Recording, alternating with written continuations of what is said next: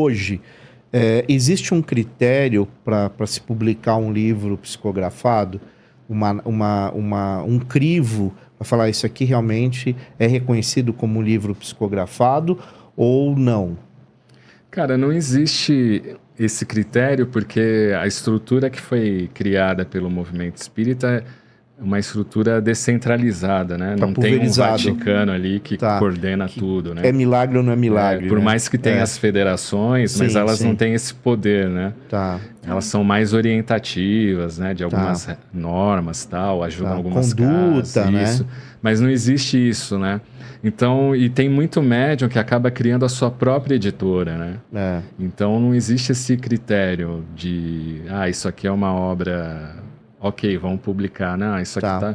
O Kardec fazia isso, né? Porque estava no início da estrutura do espiritismo, então ele conseguia ter um pouco desse comando, né? Tanto que alguns médios que, quando ele não publicava, falavam, não, Kardec é ditador, né?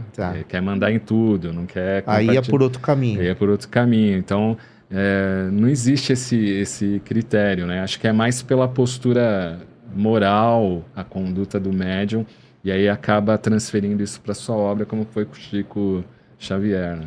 E aí, né, a credibilidade vem disso, né? Da postura dele como ser humano, como homem, ser humano, né?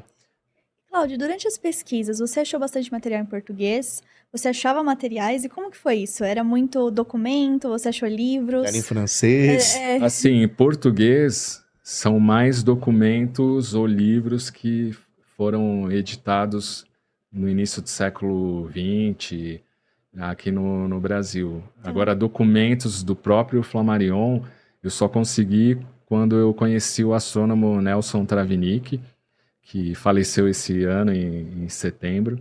E ele era um profundo pesquisador do Flammarion, e eu falava para ele, né, Nelson, você tem o maior acervo de Flammarion, acho que do mundo, porque ele ia para a França, ele ia para a Europa, ele conseguiu muita fonte primária. E algumas coisas ele tirava a cópia e me enviava. Então foi a partir daí que eu comecei a ver os textos em francês, né, muita coisa em francês que com o português não tem a ver, né, foi traduzido ou de forma errada ou com alguma intenção, a gente não sabe, né? Mas foi graças ao Nelson que eu consegui colocar as mãos nessa fonte primária e nos livros em francês, tem livro em alemão, saiu livro em romeno, em eslavo, em japonês. Os livros do Flammarion foram publicados em diversas línguas, né? Agora, do português tem muita coisa espírita, né, que foi publicado pela Federação Espírita Brasileira, ou copiando de materiais que eram franceses, e aí os brasileiros, a gente não pode esquecer que os primeiros espíritas tinham domínio francês, né, da língua francesa, então traduziam muitas desses documentos, né? Agora, essas traduções, é claro que elas não são ao pé da letra, né, porque como você mesmo disse, algumas palavras, algumas intenções ali para o português já muda completamente, né? E mesmo assim é possível chegar em algumas conclusões interessantes, tal.